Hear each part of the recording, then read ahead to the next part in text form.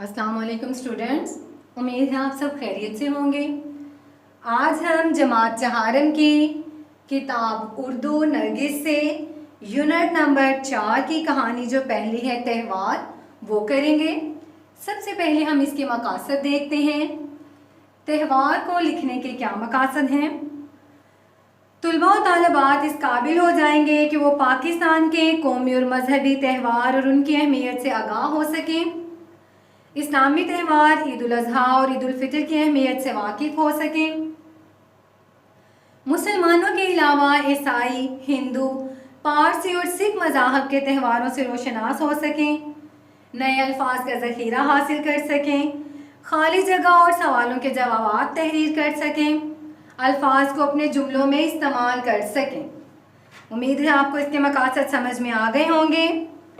अभी हम देखते हैं त्यौहार। त्यौहार जिसका मतलब है खुशी का दिन या मजहबी तकरीब का दिन। तो कहानी देखते हैं त्यौहार। त्यौहार का लफ्ज संस्कृत जुबान के लफ्ज त्योहार से निकला है।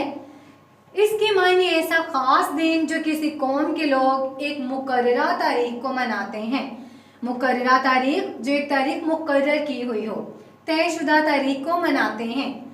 त्यौहार कई किस्म के होते हैं।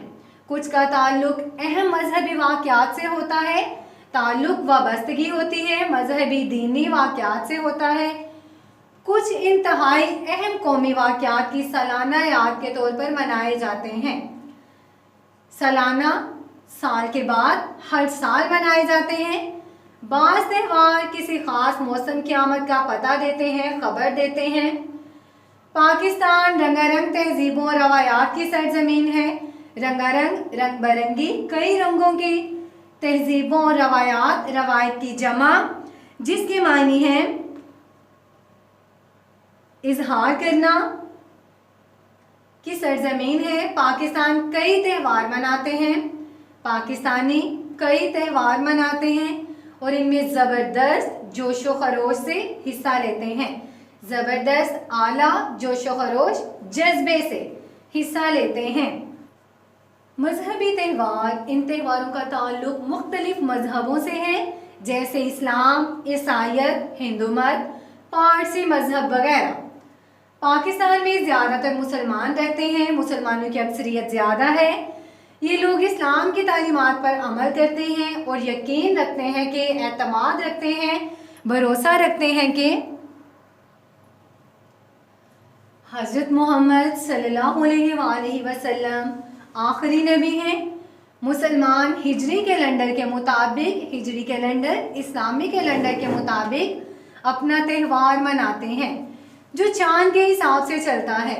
ज़्यादातर इस्लामी त्यौहार अल्लाह ताला की बड़ाई, अल्लाह ताला की अज़मत और उसकी मर्ज़ी के सामने इंसान की मुकम्मल अतातो फरमाबरदारी, मुकम्मल अल्लाह ताला का मुकम्मल हुक्म मानना, उसकी अताअत करना, फरमाबरदारी करना का इजहार करते हैं। पहला अहम इस्लामी त्यौहार ईद उल अज़हा है, जिसे ईद कुर्बान भी कहा जाता है।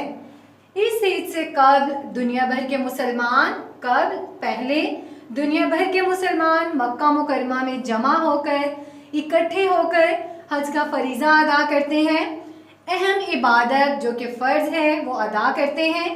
ये ईद हज़रत इब्राहीम अलैहिस्सलाम के अपने बेटे को कुर्बान करने की याद में 10 ज़िलहज को मनाई जाती है। ज़िलहज इस्लामी महीना। अल्लाह ताला ने हज़रत इब्राहीम अलैहिस्सलाम की कुर्बानी कबूल की, उनके इस एहसान को कबूल किया। हज़रत इस्माइल अलैहिस्सलाम को ज़िंदा रखा और उनकी जगह दुम्बा कुर्बान हुआ। जो मुसलमान इस्ताअत रखते हों, हैसियत रखते हों, इस काबिल हों, वो ऊँट, गाय, भेड़, दुम्बे या बकरे की कुर्बानी करते हैं। कुर्बानी का जानवर ईद से पहले लाया जाता है और उसकी देखभाल की जाती है, हिफाजत की जाती है, उसका ख्याल रखा जाता है। मोहल्लों में रौनक होती है, चहल पहल होती है। बड़े और बच्चे सब खुश और मसरूफ़ होते हैं, सब खुश और मगन होते हैं। ईद उल अज़हा की नमाज के बाद कुर्बानी की जाती है। कुर्बानी का गोश्त अपने रिश्तेदारों, अजीज़ों और गरीबों में तकसीम किया जाता है, बांट दिया जाता है। मज़े मज़े के पकवान पकने, मज़े मज़े के लजीज मज़ेदार खाने पकने के बाद और दावतों का सिलसिला कई दिन जारी रहता है। सीख कबाब और टिक्कों की दावतें कई दिन जारी रहती हैं। मुसलमानों का दूसरा अहम त्यौहार ईद उल फितर है। ईद उल फितर का मतलब खुशी का दिन। ईद उल फितर यकम यानी शवाल की पहली तारीख को रमज़ान के 30 फर्ज रोज़े रखने के इनाम के तौर पर दी गई है। इनाम के तौर पर, तोहफे के तौर पर दी गई है। रमज़ान की रौनक चहल पहल को कहते हैं और ईद की तैयारियां एक समा बांध देती हैं, एक कैफियत बांध देती हैं। चांद रात पर बच्चियों और ख़वातीन का हाथों पर मेहंदी लगाना, सुक्को शीर खोरमा, कबाब, मज़े मज़े के खाने और तमाम ख़ानदान वालों से मिलने मिलाने का अपना ही मज़ा होता है, लुत्फ़ होता है। ख़ानदान तमाम रिश्तेदारों से। ईद की नमाज से कब्ल कहते हैं पहले, गरीबों को फितरा यानी कि फतराना से निकला गया लफ्ज़ फितरा यानी कुछ रकम दी जाती है। ईद की नमाज के बाद लोग एक दूसरे से गले मिलते हैं, घर के बड़े छोटों को कुछ रकम देते हैं जो ईदी कहलाती है। पूरी दुनिया की तरह पाकिस्तान में भी मसीही बरादरी यानी ईसाई मजहब से ताल्लुक़ रखने वाले लोग हज़रत ईसा अलैहिस्सलाम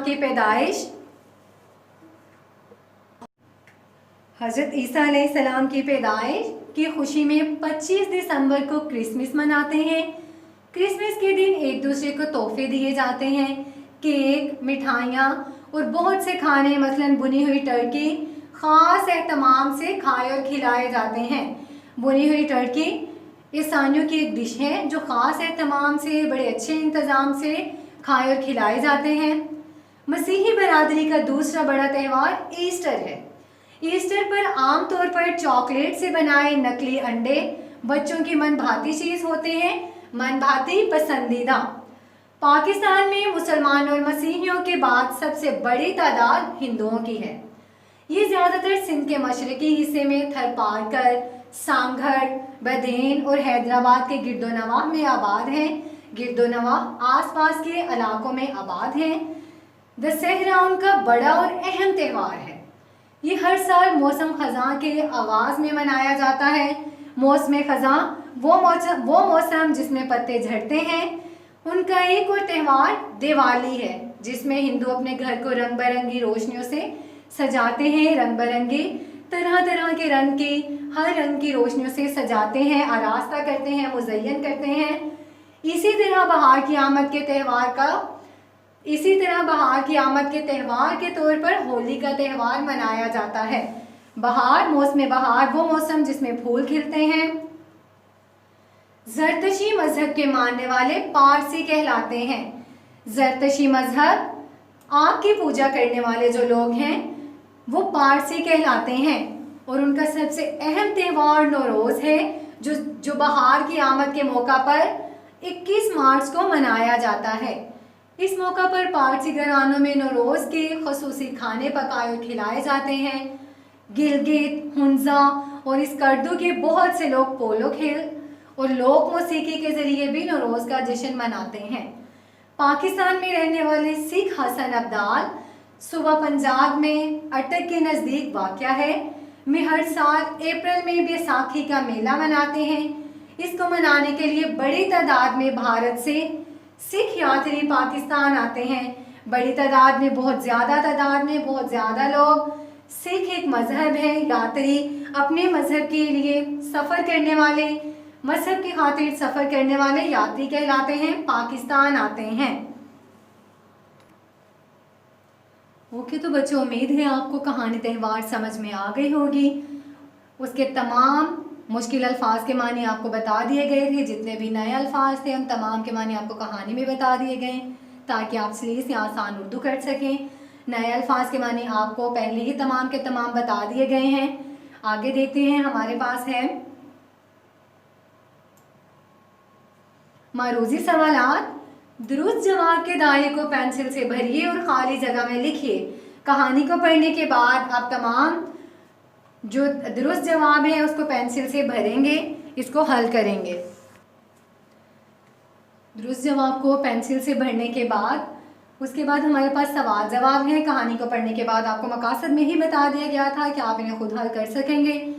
सवालों के जवाब अपनी कॉपी में लिखिए। इस्लामी त्यौहार किस चीज़ का इजहार करते हैं? फितरा किसे कहते हैं? हिंदू बरादरी कौन कौन से त्यौहार मनाती है? पाकिस्तान में रहने वाले मसीही कौन कौन से त्यौहार मनाते हैं? आपका पसंदीदा त्यौहार कौन सा है? पसंद करने की वजह भी लिखिए। ये भी बताइए कि इस दिन आप क्या करते हैं। अगला सवाल है हमारे पास, दिए गए अल्फाज के जुमले बनाइए। बहार, रकम, तोहफे, कुर्बानी, मेहरबानी। उम्मीद है बच्चों आपको कहानी बहुत अच्छे से समझ आ गई होगी। आप इसकी बार बार मुकम्मल प्रैक्टिस करेंगे, इसको याद करेंगे, अपने कॉपी में लिखेंगे। ओके स्टूडेंट्स, अल्लाह हाफिज़। अस्सलाम वालेकुम स्टूडेंट्स, उम्मीद है आप सब खैरियत से होंगे। आज हम जमात चहारन की किताब उर्दू नरगिस से यूनिट नंबर 4 की नज़्म बरसात करेंगे। सबसे पहले बरसात के मकासद देखते हैं कि इसके मकासद क्या हैं।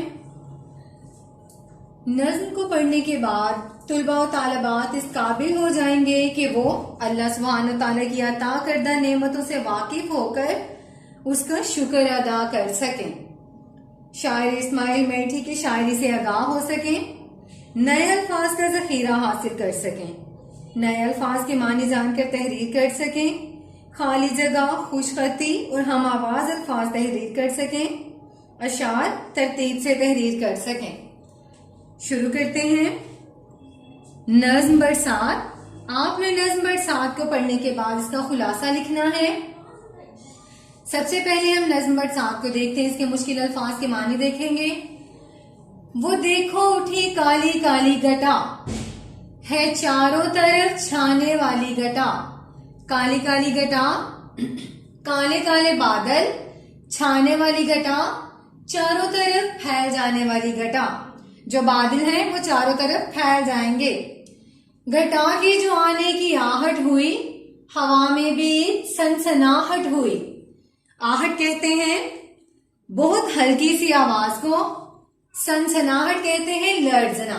घटा आन कर मी जो बरसा गई, तो बेजान मिट्टी में जान आ गई।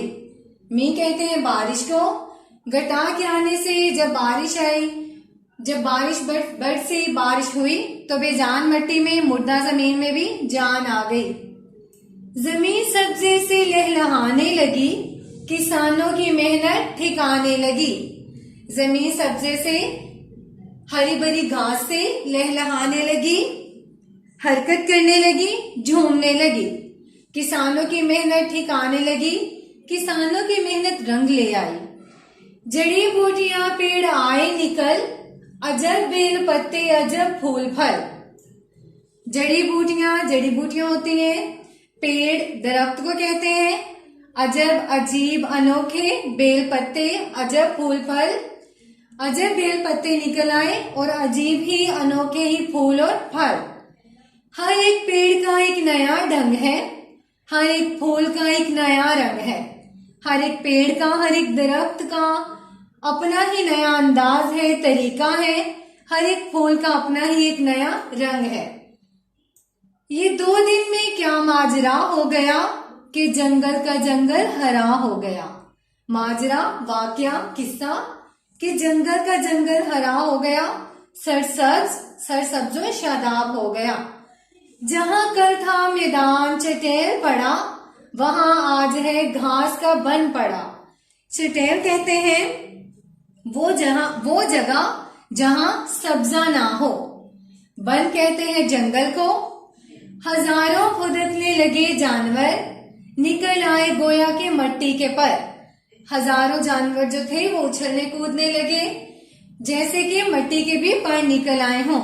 इस्माइल मेठी ने इस नज़्म को लिखा है। उम्मीद है आप सबको नज़्म समझ में आ गई होगी। अभी हम इसकी मश्क देखते हैं। अभी हम नज़्म बरसात की मश्क देखते हैं। अपने उस्ताद या उस्तानी की बुलंद ख्वानी गौर से सुनिए, नज़्म के अल्फाज पर नजर रखिए और मानी समझिए। उम्मीद है आपको तमाम मानी समझ में आ गए होंगे। इस नज़्म की दुरुस्त तलफ़्फ़ुज़ से बुलंद ख्वानी कीजिए। मानी के लिहाज से हाथों और चेहरे की हरकत से तासुरात पैदा कीजिए। नए अल्फाज, आपको तमाम नए अल्फाज नज्म में बता दिए गए हैं, आपने इन्हें बहुत अच्छे से देखना है।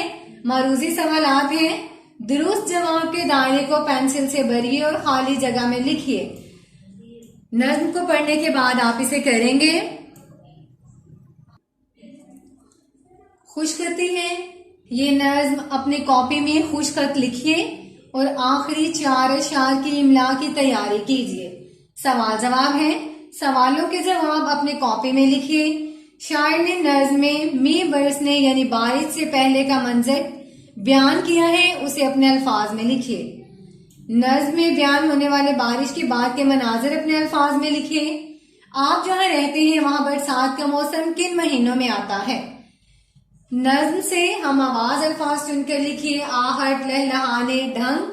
सवाल नंबर 5 है हमारे पास, दिए गए बेतरतीब अशआर को नज्म की तरतीब के मुताबिक नंबर दीजिए और कॉपी में दुरुस्त तरतीब से लिखिए। उम्मीद है आपको नज्म बहुत अच्छे से समझ आ गई होगी। इसकी मुकम्मल मश्क करिएगा, अपनी कॉपी में इसे हल करिएगा। अपना ख्याल रखिएगा। ओके स्टूडेंट्स, अल्लाह हाफिज। अस्सलाम वालेकुम स्टूडेंट्स, उम्मीद है आप सब खैरियत से होंगे। आज हम जमात चहारम की उर्दू की किताब नरगिस से यूनिट नंबर 4 की कहानी काजी जी का अचार करेंगे। सबसे पहले हम इसके मकासद देखते हैं कि इसके मकासद क्या हैं। इसको पढ़ने के बाद तुलबा और तालिबात इस काबिल हो जाएंगे कि वो मेहनत की अजमत से रोशनास हो सकें, वक्त की तकसीम करते हुए तालीम और खेल के लिए वक्त का तयन कर सकें, कफायत शायरी की आदत को अपना सकें, नए अल्फाज का ज़ख़ीरा हासिल कर सकें, खाली जगह पूर कर सकें, खुशखती के उसूल रे के साथ दूसरे अल्फाज की बनावट से आगाह हो सकें, सवालों के जवाबात और जुमले बना सकें। सबसे पहले हम देखेंगे काजी जी का अचार, इसकी रीडिंग और अल्फाज मानी, ताकि अल्फाज मानी को देखने के बाद आप आसान उर्दू और सलीस करने के काबिल हो जाएं। शुरू करते हैं काजी जी का अचार। सलीम बहुत ज़हीन लड़का था। ज़हीन था, होशियार था, चालाक था, पढ़ाई में बहुत अच्छा था।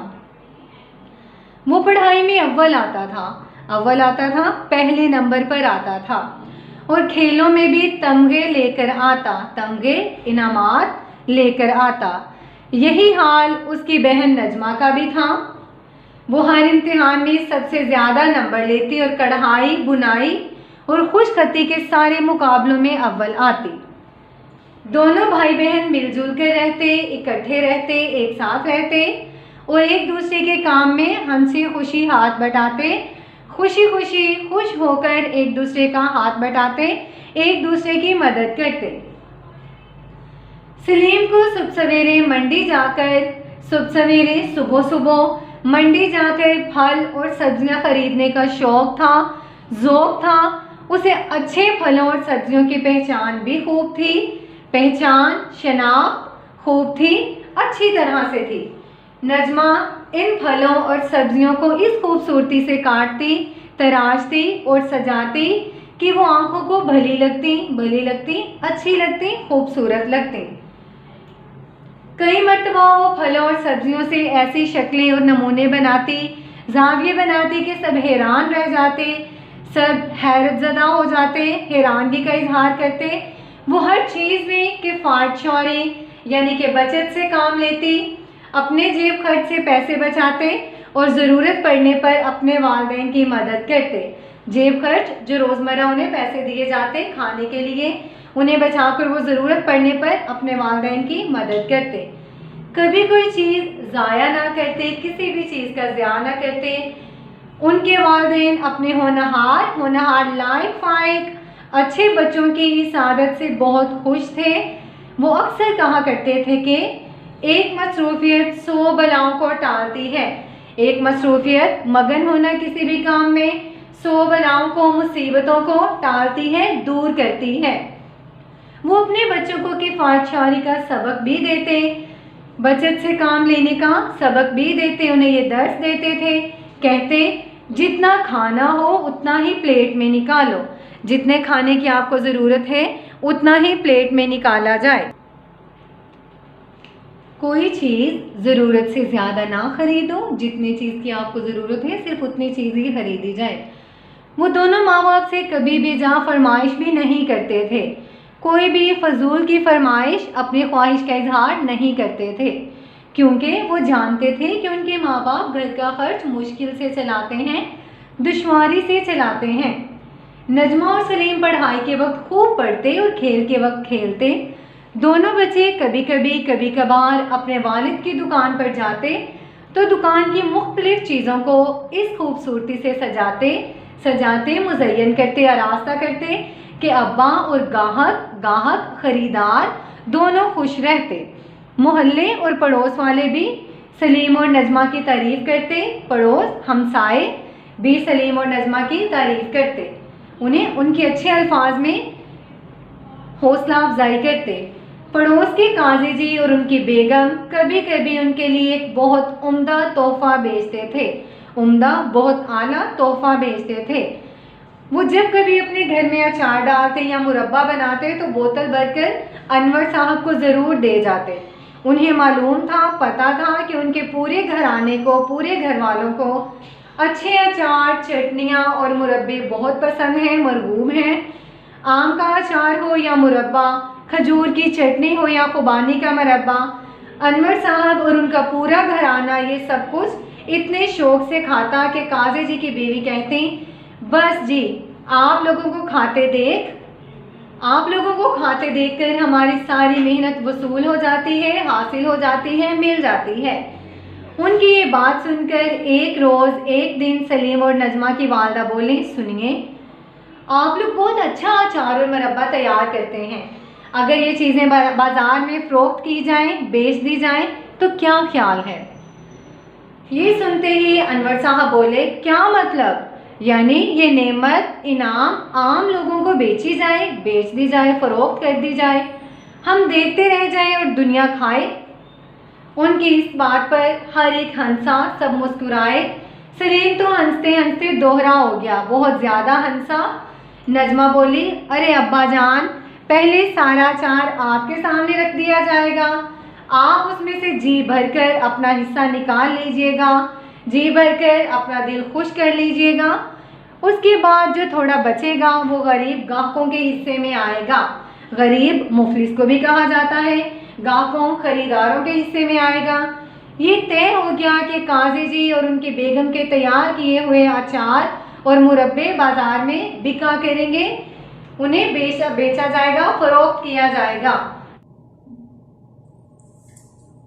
मगर अब काजी जी ने अपनी एक मुश्किल बयान की, परेशानी बताई। बोले, साहब आपको तो मालूम है, पता है कि अब हम दोनों बूढ़े हो गए हैं, ज़ईफ, कमज़ोर हो गए हैं और ये काम बड़े पैमाने पर नहीं कर सकते, बड़े पैमाने पर वुसअत पर इस काम को फैला नहीं सकते। जरा सोचिए, सब्जी मंडी जाना और बोझ वजन उठाकर लाना, फिर इतने बहुत से फलों को काटना, तराशना कुछ आसान नहीं। ये सुनकर नजमा और सलीम ने एक दूसरे की आंखों में देखा और दोनों तकरीबन एक साथ इकट्ठे बोले, हम किस दिन काम आएंगे। नजमा ने कहा, हमारी छुट्टियां शुरू होने वाली हैं, अपने फारिग वक्त में, अपने फरागत में, फुर्सत में हम आपका हाथ बटा सकते हैं, आपकी मदद कर सकते हैं।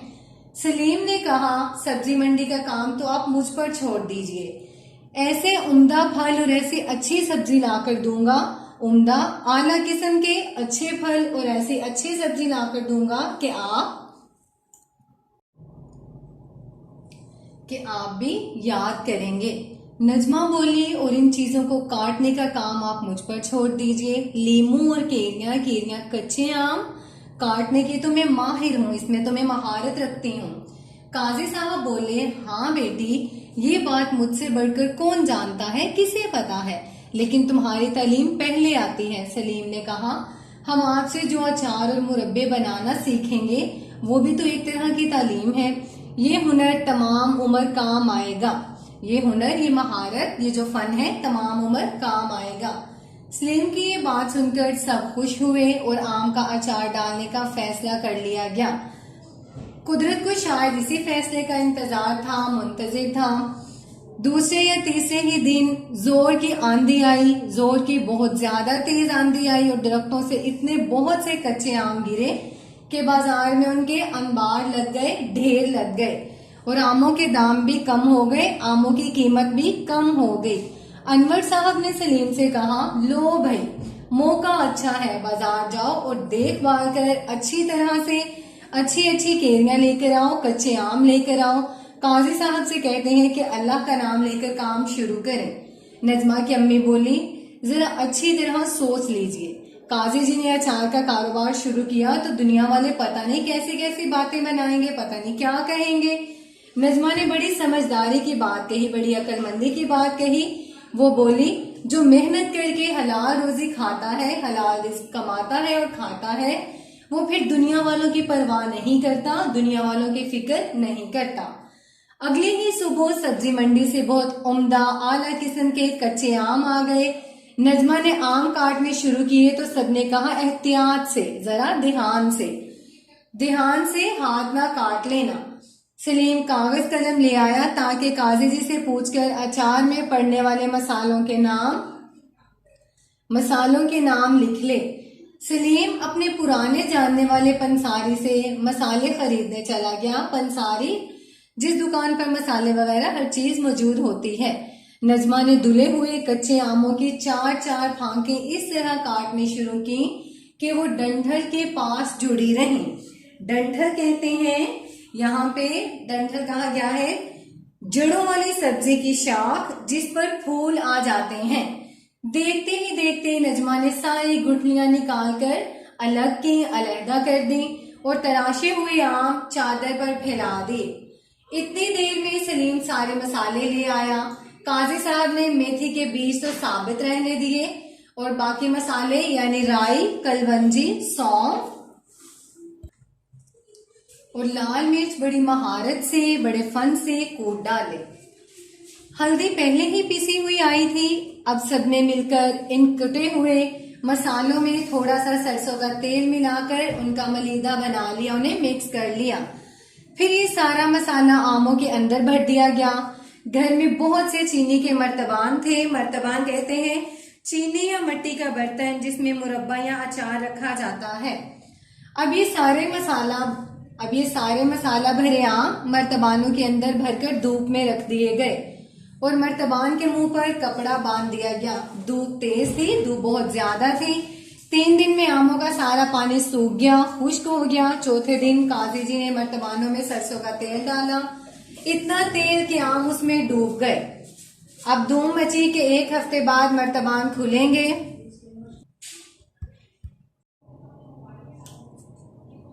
हर एक इंतजार करने लगा, मुंतजिर था। यहाँ तक कि अनवर साहब की दुकान के ग्राहक भी पूछने लगे, खरीदार भी पूछने लगे कि अचार कब खुलेगा। पूरे 1 हफ्ते बाद मर्तबान खुलने का वक्त आ पहुंचा। बिस्मिल्लाह कहकर अल्लाह के नाम से शुरू करके अब जो मर्तबान खोले गए तो उनमें से सुनहरी रंगत का महकता हुआ खुशबूदार अचार निकला। वो देखने ही में इतना अच्छा था कि अनवर साहब ने ऐलान कर दिया, बस साहब ये अचार किसी दुकान में नहीं रखा जाएगा, ये सब मेरा होगा। सब खुशी खुशी अचार बोतलों में भरने लगे। अगले ही सुबह अनवर साहब की दुकान पर नजमा का बनाया हुआ पोस्टर लग गया, इश्तेहार लग गया, काजी साहब का अचार आ गया है। काजी साहब बेचारे एहतजाज करते रह गए, नाराजगी का इजहार करते रह गए, ये अचार मेरा नहीं आम का है। लेकिन अनवर साहब अड़ गए, बाजिद थे, नहीं साहब ये अचार इसी नाम से फरोख्त होगा, इसी नाम से बेचा जाएगा। और यही हुआ। शहर में काजी साहब के अचार की धूम मच गई, शोर बर्पा हो गया, काजी साहब का अचार मशहूर हो गया। ओके तो बच्चों अब हम इसकी मश्क देखते हैं। उम्मीद है कहानी आपको बड़ी अच्छे से समझ आ गई होगी। सुनिए, पढ़िए, अपने उस्तानी की बुलंद ख्वानी गौर से सुनिए, सबक के अल्फाज पर नजर रखिए, सबक की दुरुस्त तलफ़्फ़ुज़ से बुलंद ख्वानी कीजिए। हर तालिब इल्म बारी बारी चंद सतूर पढ़े। नए अल्फाज, कहानी में मौजूद तमाम नए अल्फाज के मानी आपको बता दिए गए हैं। मारूजी सवालात, दुरुस्त जवाब, दुरुस्त जवाब के दायरे को पेंसिल से भरिए और खाली जगह में लिखिए। आपने कहानी को पढ़ने के बाद तमाम जो इसमें दुरुस्त जवाब है उसको पेंसिल से भरना है और खाली जगह में लिखना है। आगे हमारे पास है खुशखती। हदायत रे के साथ दूसरे हरूफ मिलाकर दुरुस्त तरीके से लिखने की मशक कीजिए।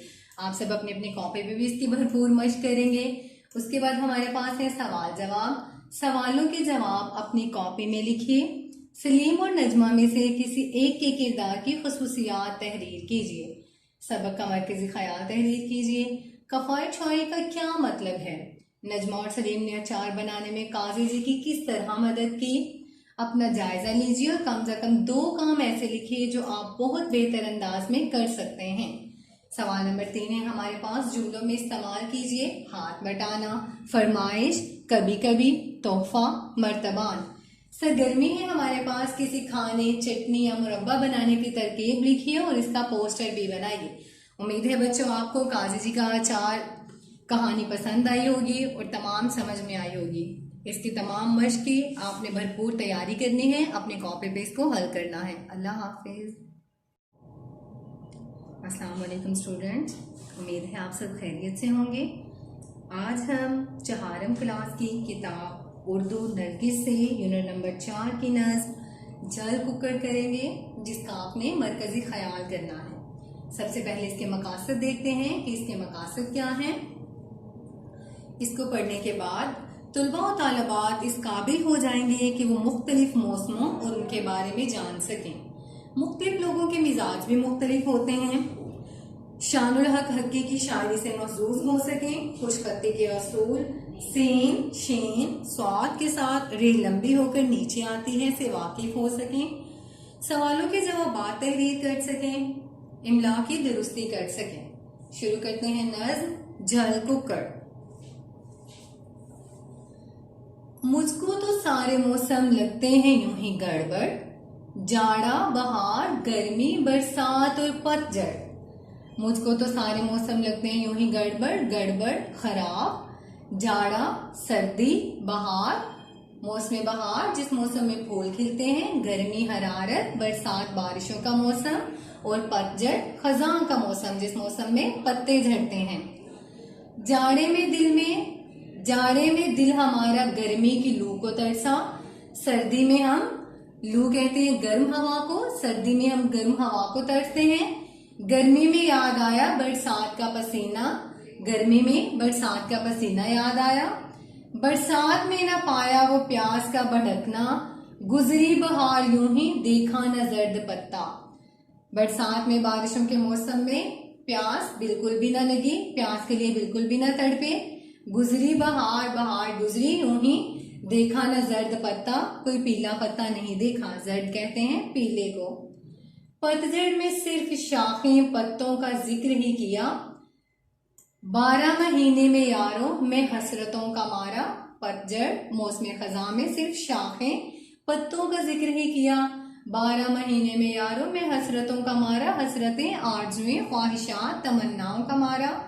इस रुत में भी रूखा, रुत कहते हैं मौसम को, उस रुत में भी उदासा, गमगीन, दुखी। मुझको तो सारे मौसम लगते हैं यूं ही गड़बड़, सारे मौसम खराब लगते हैं।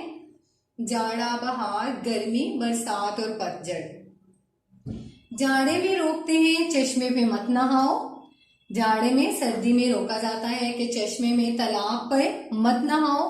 गर्मी में टोकते हैं इतनी धूप ना खाओ, इतनी धूप में बाहर मत निकलो। बरसात में हदायत देखो न भीग जाओ। बरसात में ये रहनुमाई की जाती है कि बाहर बारिश में भीग मत जाना। आफत बहार में हो, गर्द फूल तोड़ लाओ। अगर बहार का मौसम हो तो फिर कहा जाता है कि फूल तोड़ के लाओ। पतझड़ में डांटते हैं आमों को भूल जाओ। पतझड़ में डांट दिया जाता है, नाराजगी का इजहार किया जाता है कि आमों को भूल जाओ। काम इनका है सताना और मैं हूँ जल कुक्कड़। इनका काम मुझे सताना है और मैं एक जल कुक्कड़ हूँ। मुझको तो सारे मौसम लगते हैं यूं ही गड़बड़, जाड़ा, बहार, गर्मी, बरसात और पतझड़। ये नज़्म शानुल हक हक्की ने लिखी है। इसकी मशक देखते हैं, सुनिए, पढ़िए। अपने उस्ताद या उस्तानी की बुलंद ख्वानी गौर से सुनिए, नज्म के अल्फाज पर नजर रखिए और मानी समझिए। मानी आपको तमाम के तमाम बता दिए गए हैं।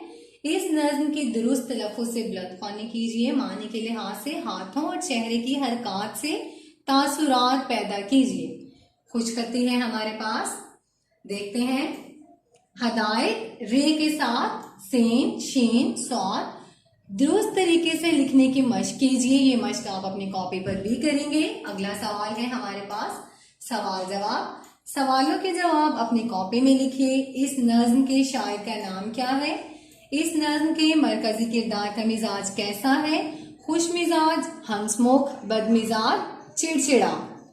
ये किरदार झाड़े में किस चीज को तरसता है और गर्मी में उसे क्या याद आता है? आपके ख्याल में इस नज्म के दूसरे हिस्से में की गई रोक टोक किन लोगों ने की होगी? उनके रोकने टोकने की वजूहात लिखिए। मुख्तलिफ मौसमों या हालात के बारे में इस तरह का रवैया आपके ख्याल में कैसा है? अपने जवाब की वजह भी लिखिए। उम्मीद है आप सबको बहुत अच्छे से समझ आ गई होगी। आपने इसका मरकजी ख्याल भी करना है। ओके स्टूडेंट्स, अपना ख्याल रखिएगा। अल्लाह हाफिज।